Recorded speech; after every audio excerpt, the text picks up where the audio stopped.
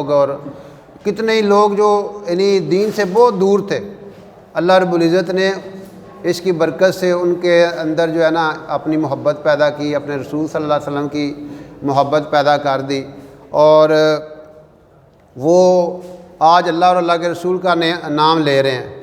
جو پہلے اسٹیج پہ جن کے وہ جو ناچتے تھے گاتے تھے، آج اللہ اور اللہ کے رسول صلی اللہ علیہ وسلم کی تعریفیں کر رہی ہیں۔ تو یہ محنت جب انسان کرتا ہے نا، اس محنت کے اثرات پڑتے ہیں۔ اور یہ فرانس ایک ملک ہے، وہاں پہ کے جو صدر ڈیگول تھے، ایک پریزیڈنٹ ڈیگول، انہوں نے شاہ فیصل سے کہا کہ آپ ہمیں جو ہے نا بیت اللہ مکہ مکرمہ کے اندر ایک چرچ بنانے کی، بلکہ پہلے شاہ فیصل نے کہا، شاہ فیصل نے پریزیڈنٹ ڈیگول سے کہا کہ آپ ہمیں پیرس کے اندر ایک مسجد بنانے کی پرمیشن دے دیں۔ تو انہوں نے کہا کہ آپ ہمیں مکہ میں ایک چرچ بنانے کی اجازت دے دیں، ہم آپ کو پیرس کے اندر مسجد بنانے کی اجازت دیں گے۔ ان کا کہ ہمارا تو مذہب الاؤ نہیں کرتا، اسلام اجازت نہیں دیتا۔ تو ان کا پھر ہم بھی آپ کو اجازت نہیں دے سکتے۔ اب جب دعوت کا کام شروع ہوا 1958 کے اندر، پہلی جماعت وہاں پہ گئی فرانس میں، تو انہوں نے محنت کی۔ ایک تیونس کا نوجوان تھا، وہ وہاں پہ مزدوری کرنے گیا ہوا تھا، وہ ان کو ملا، اس کو دعوت دی، وہ پاکستان آیا، اس نے یہاں پہ وقت لگایا جماعت کے ساتھ، اور پھر وہاں جا کے کام شروع کر دیا۔ اپنا کام مزدوری بھی کرتا اور ساتھ دین کا کام بھی کرتا اپنے فارغ وقت میں۔ تو اس کی محنت کی وجہ سے اللہ تعالیٰ نے لاکھوں فرانسیسی مسلمان ہو چکے ہیں اب تک، اور سینکڑوں مساجد جو ہے نا فرانس کے اندر بن چکی ہیں۔ وہ جہاں پہ ایک مسجد بنانے کی اجازت نہیں دیتے تھے، وہ چرچ جس میں پورا یورپ کے جو بڑی بڑی حکومتیں جہاں ان کا مشورہ ہوا تھا صلیبی جنگوں کے حوالے سے، وہ چرچ بھی مسجد میں کنورٹ ہو چکا ہے۔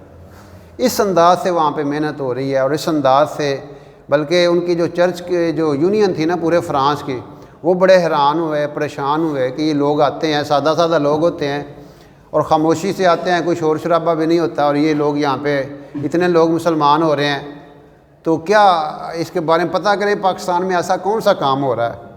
تو انہوں نے اپنے ایک پادری کو بھیجا، جا کے تم رائیونڈ جاؤ، وہاں جا کے پتہ کرو کہ کیا کام ہو رہا ہے۔ وہ یہاں پہ کچھ دن اس نے قیام کیا، اور قیام کرنے کے بعد پتہ چل گیا وہاں پہ جو انتظامیہ تھی، تو انہوں نے اسے بلایا، ان کا کہ یہاں پہ کوئی چیز خفیہ نہیں ہے، آپ یہاں پہ دیکھو ہم لوگ کیا کرتے ہیں۔ تو اس کے بعد پھر آپ لوگ جو ہے نا وہ انہوں نے جماعت کے ساتھ بھی اس کو بھیج دیا، وہ وہاں پہ دعوت دیتا رہا۔ تو اس کی وجہ سے جو ہے نا وہ اللہ تعالیٰ نے اس کو ہدایت دے دی، وہ مسلمان ہو گیا۔ جب واپس جانے لگا تو اس نے کہا ابھی میرے اندر اتنا حوصلہ نہیں ہے، ضرورت نہیں ہے کہ میں اناؤنس کر سکوں، تو مجھے آپ لوگ جو ہے نا وہ طریقہ بتائیں میں کس طرح کام کروں۔ ان کا آپ نے نماز نہیں چھوڑنی، 5 وقت نماز ہر صورت پڑھنی ہے، اور جمعہ کسی دوسرے شہر میں جا کے پڑھتے رہنا ہے، اور اللہ سے دعا کرتے رہنا ہے کہ یا اللہ تو مجھے میرے اندر حوصلہ پیدا کر کے مجھے ضرورت دے، میں اپنے اسلام کا اظہار بھی کر سکوں، اور میرے لیے آسانیاں پیدا فرما دے۔ تو یہ کام کرتا رہا، تو اللہ کی شان وہ اس کو عیسیٰ علیہ السلام کی زیارت ہوئی کچھ مہینے بعد۔ تو آپ علیہ السلام نے فرمایا کہ آپ نے جو اسلام قبول کیا ہے نا وہ بالکل صحیح مذہب ہے، اور آپ جو ہے نا وہ اناؤنس کر دو۔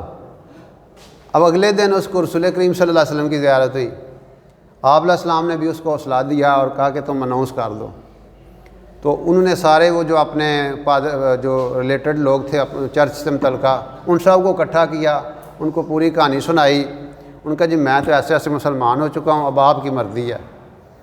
تو وہ سارے کے سارے مسلمان ہو گئے، اور وہ جو چرچ تھا اس کو انہوں نے مسجد میں بدل دیا۔ تو اس انداز سے الحمدللہ یہ دعوت کا کام ہو رہا ہے، دعوت کی محنت ہو رہی ہے۔ تو جو بندہ بھی اس میں نکلتا ہے، وہ ایک ماحول ایسا ہے جو اس کے اندر بندے کے اندر ایک تھرسٹ پیدا ہو جاتی ہے، ایک فکر پیدا ہو جاتی ہے، اور وہ جو ہے نا وہ دین پہ چلنے کا حوصلہ اور جذبہ پیدا ہو جاتا ہے جب بندہ اللہ کی راہوں میں نکلتا ہے۔ اور یہ جو اجتماع ہو رہا ہے، یہ بھی ایک اجتماع کا مقصد بھی کیا ہوتا ہے کہ مسلمانوں کے اندر ایک ماحول بنے، دین پہ چلنے کا شوق اور جذبہ پیدا ہو۔ اور ایک ایسی جو چیز ہے وہ جو بندہ جب وہ اس ماحول میں